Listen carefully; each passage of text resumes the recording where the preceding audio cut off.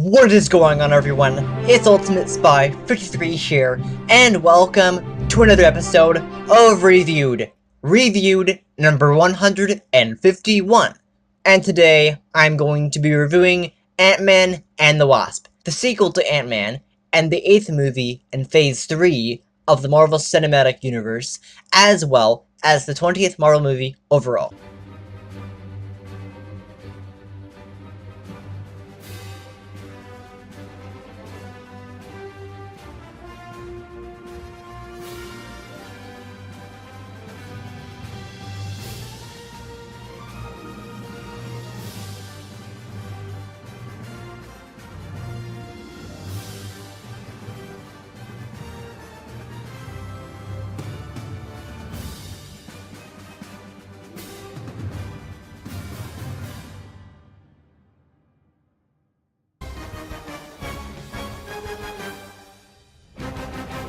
So what did I think of Ant-Man and the Wasp? I thought it was good.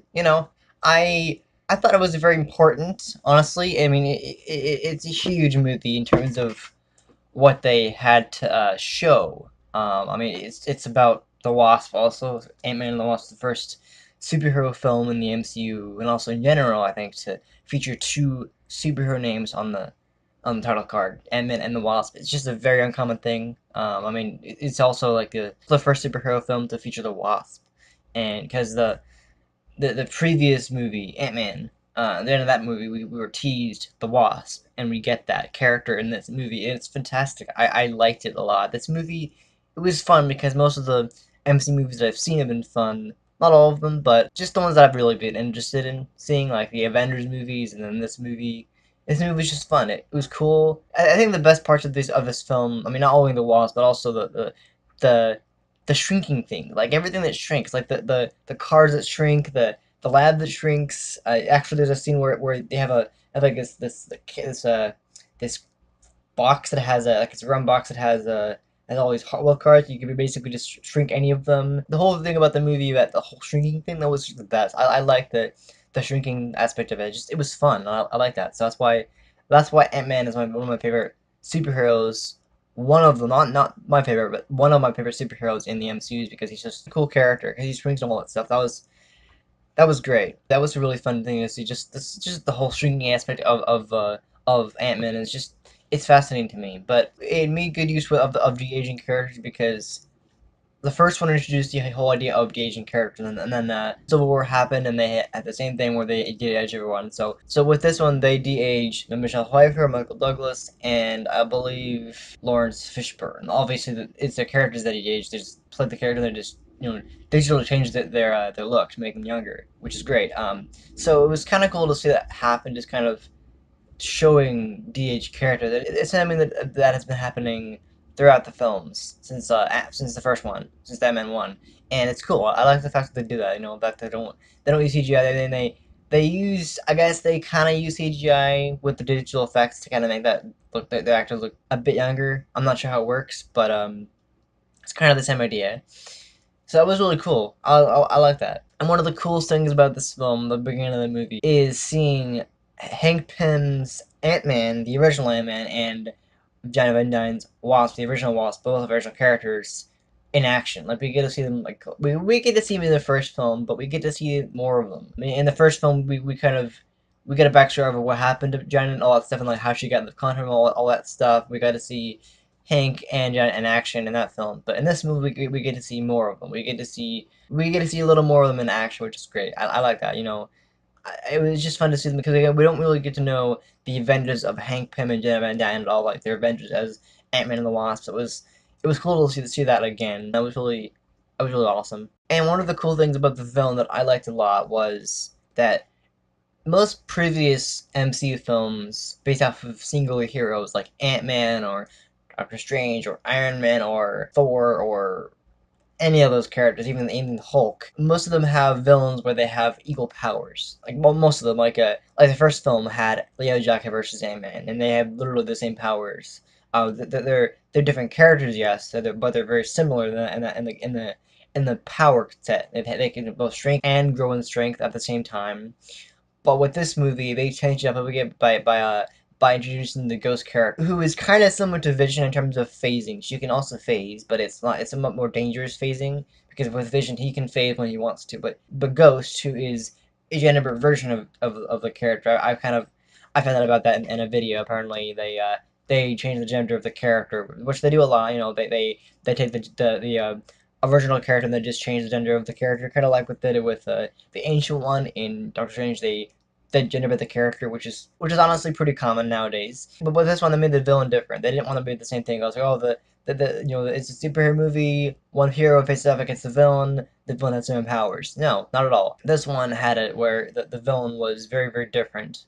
You know, she could phase. She was very deadly. She was having pain all the time, and it was just incredibly crazy. But also the fact that we get a little more backstory about her. In recent films of the MCU, like Infinity War, we've gotten backstory about the villain, but in past ones we haven't really got we got a tiny bit of backstory, maybe. Like I don't know if I really have gotten backstory besides I think like Thanos was like the last one we got really a good backstory about. Like we got to really show some flashback scenes of the characters, but with this one we got to see like how Ghost went from being a little girl to a young woman, and how she was trained to be this stealth agent and would kill for people and hunt for people and all that stuff. And that was really interesting because it's not what you normally see in a superhero movie with a villain. You normally think the villain will have the same kind of advantage against the hero, but it's not this case because this case the movies about the Ant-Man and the Wasp characters, both of them, which is really good. So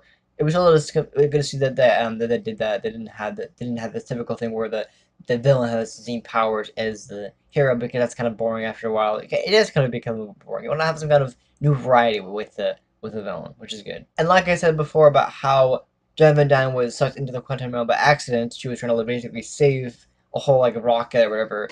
Hank Pym decides to build a quantum tunnel, which enables him to transport himself into the quantum realm. I don't know exactly know how Scott did. I think he just got so small he went to the quantum realm.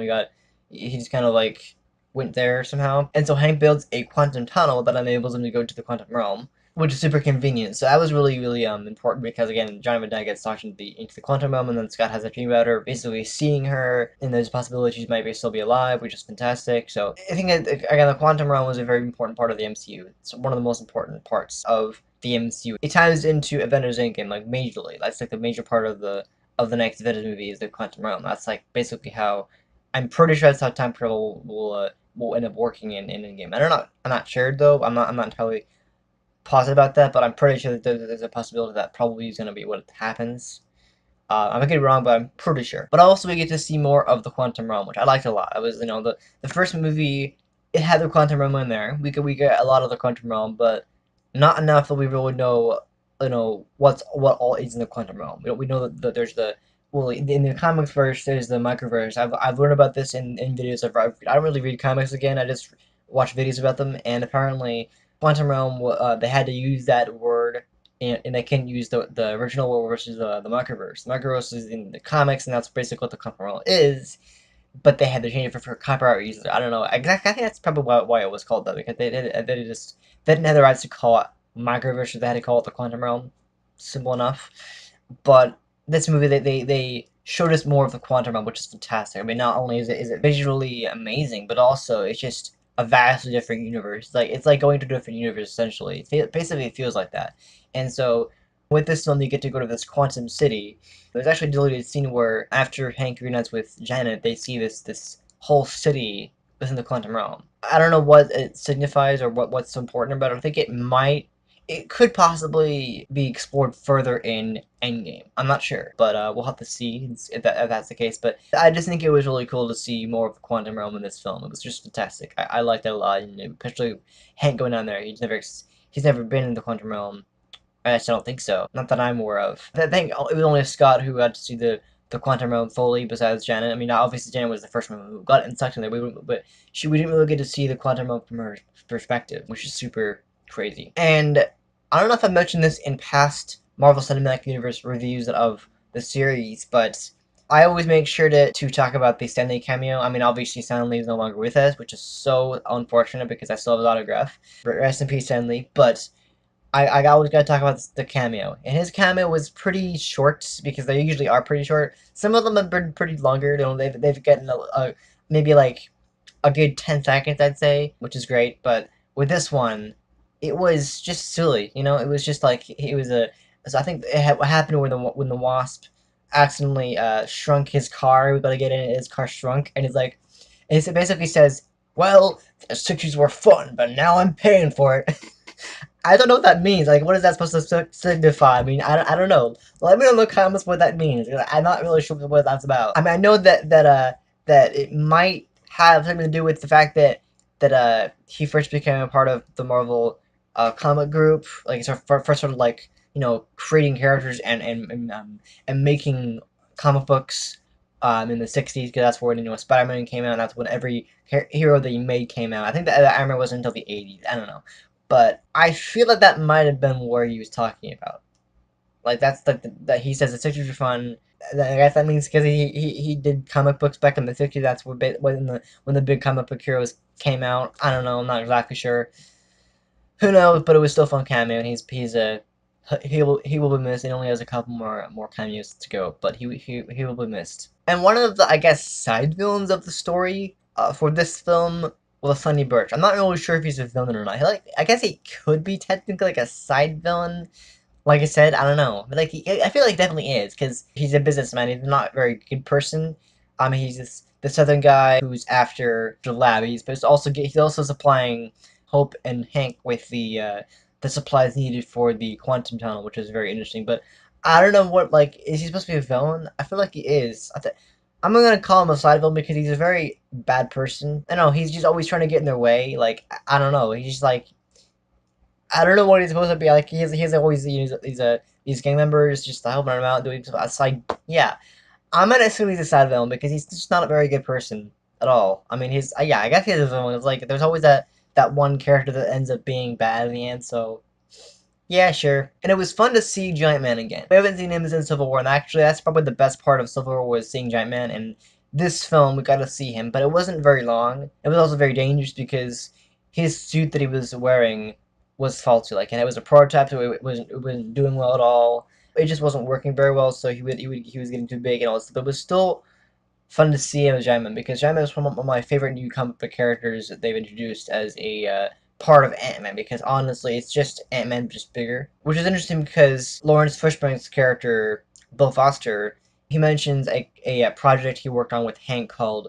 Goliath. And now in the second Iron Man movie, Tony actually makes reference to that program by asking Jarvis to open files, Goliath, and other things like, I think he mentioned one of the projects from Captain Marvel known as Pegasus. Though we'll probably get to that more in Captain Marvel when that movie comes out. But he mentions Goliath, which is a program that enabled Bill Foster to get really big, like 21 feet. That's his major record, basically. And so it was awesome to see him because Giant Man's a really fun character. But I hope that he's gonna be in Endgame. I mean, I really do. I mean, I don't know what the purpose of him being in there is, because it's kind of dangerous to go outside. But even then, I really hope that he's in the movie, because Giant Man is awesome. I mean, I don't know about you guys, but Giant Man is the best part of Ant Man. He's so awesome. I mean, yeah, Ant Man's a cool character. I like the fact that he's strange and all that stuff, but man, is he awesome. I think I mentioned one of the best parts of the movie, but another really fun part of the movie was seeing Hope Van Dyne's Wasp in action. I mean, now we got to see the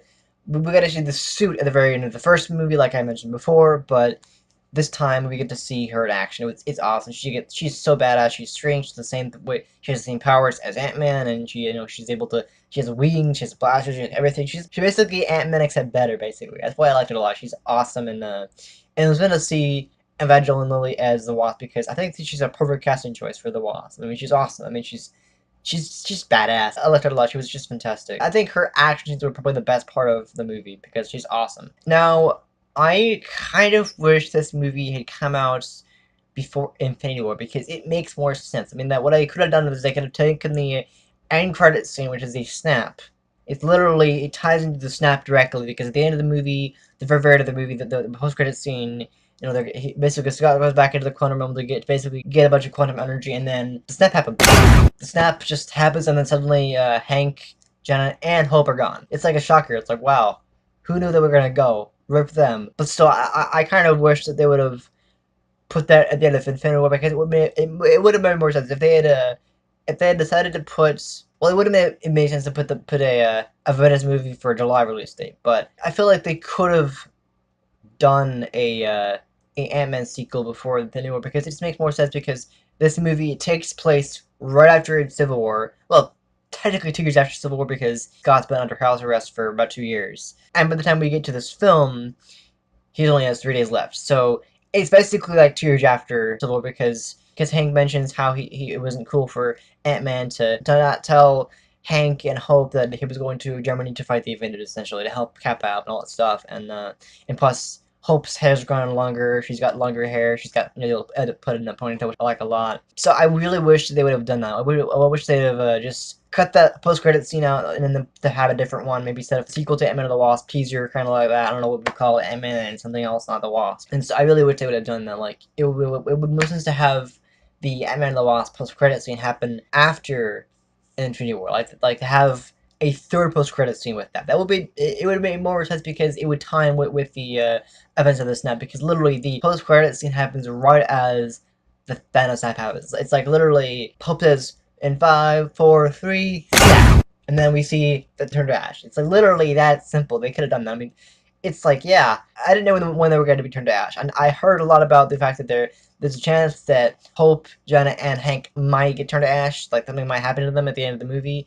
I didn't know that, and like, I watched the movie. It's like yeah, wow. I was surprised, like, whoa, that's not good. So I really wish they would have done that because, again, the movie takes place after Civil War, but 2 years or so. It would have made more sense to have it because, again, the whole movie itself, it's after Civil War, but during Infinity War, which is incredibly crazy because, again, during this movie, there's the Battle of Wakanda, the Battle on Titan, New York's getting invaded by the Black Order, all that stuff's happening at the same time as this movie. So it would have made more sense for that to happen, but obviously it didn't. I was kind of like, really? They could have saved the post-credit scene for Infinity War, where everything's actually makes sense. I mean, it's like, oh, we got it. We already knew what was going to happen. We knew that the Thanos snap happened, or the decimation, as they call it. But it would have been really great to have, in terms of timing, to have it happen, but it just didn't work out the way I was hoping it would be. I was hoping that we were gonna like say that for Infinity War, but whatever. I mean, the only way we're able to do that is if they put Ant-Man and the Wasp for a March or February or something like that. Like they could replace Black Panther and put Black Panther for 2017. Probably something like that. It would have more sense. I mean that probably 4 movies of that 2017. But even then, I would think it would be better. But that's the way the MCU works. Where you can't always have everything go timeline wise. It's weird. It's kind of like with Thor Ragnarok. It's like it takes place after Age of Ultron, but it ends before Infinity War. It's like what?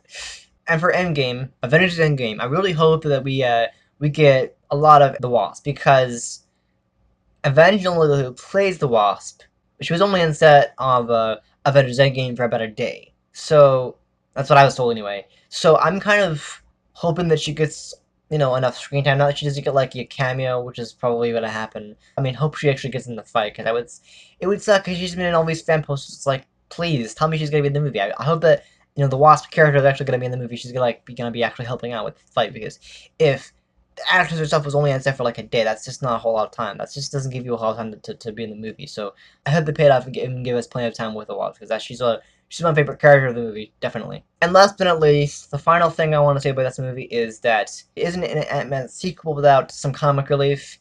You have Louis. He's back. He's always the comic relief. He's always making the funny jokes and all that stuff. There's plenty of comedy in the movie. There's plenty of humor, but I think the best part of the movie is him in terms of the comedy. I think the best joke he's actually come up with. Well, truth serum. And then when he's like he doesn't like how Scott loads the dishwasher. Like, oh, put the plates on the top rack. They don't go there. It's like I feel you, man. They don't ever go there. No. But yeah, he was always fun. I hope that if they make a third Ant-Man film, they bring him back because he's so funny. He's such a funny character. I mean, Michael Pena is just a great actor, and he's so funny. I liked him a lot. So that's really all I can say of the movie. It's fun. It's honestly very fun, but I really wish they'd have released it before they released Infinity War because it makes more sense. But in the end, it's still a fun movie. And I really thought it was great. I mean, I don't wait. Does Ant-Man live in California? Because I feel like that's the whole idea. I don't know, but so I think my favorite aspect probably gonna be the whole, shrinking cars, all that stuff. That was a really fantastic thing about the movie. It was just great. This movie has great casting. Yeah, Lawrence Fishburne. I mean, seriously, that's awesome. Yeah, freaking Morpheus. That's freaking awesome. So yeah, that's all I can say about Ant-Man and the Wasp. Great movie. It definitely ties into Avengers Endgame. Definitely, you'll have to wait and see what's gonna happen. Then I don't know what's gonna happen. So obviously, Scott gets out of the quantum realm somehow. I don't know how it happens, but something happens. There's a theory that Captain Marvel has something to do with it, but I don't know. But that's all I can say about Ant-Man and the Wasp. Still a great movie. I really liked it, and it was great the fact that they combined two superhero names into one, Ant-Man and the Wasp. Something that Marvel Studios never done before. It's truly incredible. So I'm gonna leave this movie with a 9 out of 10. It wasn't perfect. I mean, Ant-Man isn't the best movie of all time. Definitely not, but it was still a lot of fun, and I can definitely give it a pretty high score. I mean, I don't know. I didn't really have any issues with it. I just wish they would have had the post-credit scene during Infinity War. It would have made more sense to do that. So, yeah, that's a pretty good score. So anyway, thank you guys so much for watching this episode of Reviewed. I hope you enjoyed it. If you did, please hit the like button. I really do appreciate the support. And if you're new to this channel, subscribe for more episodes of this series and other series that do, as well as other great content. Also make sure to click that bell to enable alerts so you don't miss some uploads, and I'll be back next time with another episode. Alright? See ya.